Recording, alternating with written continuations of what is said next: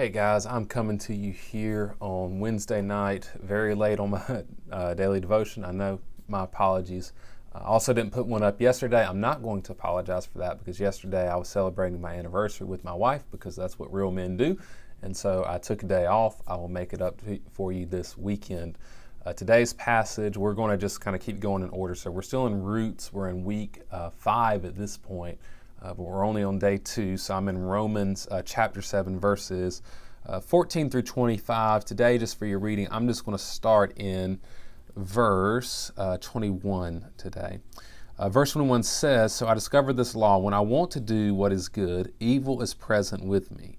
For in my inner self I delight in God's law, but I see a different law in the parts of my body, waging war against the law of my mind and taking me prisoner to the law of sin in the parts of my body.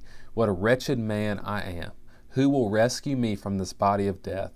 Thanks be to God through Jesus Christ our Lord. So then, with my mind, I myself am serving the law of God, but with my flesh, the law of sin."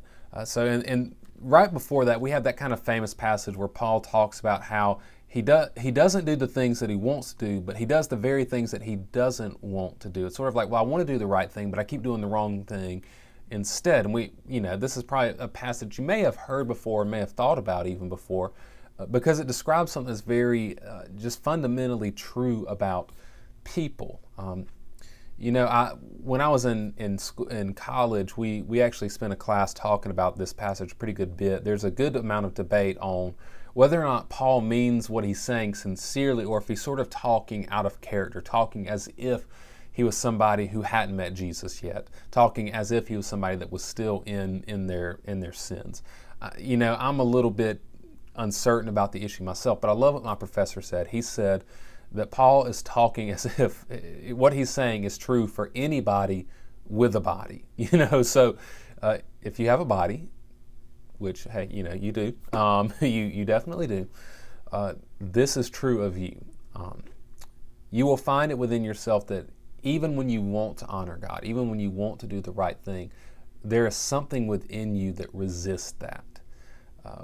When you don't want to do the wrong thing, there's something in you that drives you to do it. We face these temptations, these struggles all the time, because in our very nature, in our very bodies, we are being tempted constantly and made to do things that we don't even want to do. We're in prison. We are enslaved, as Paul says earlier, to sin. And so Paul cries out, says, "Who will rescue me from this body of death?" And that right there is the beginning of what salvation is.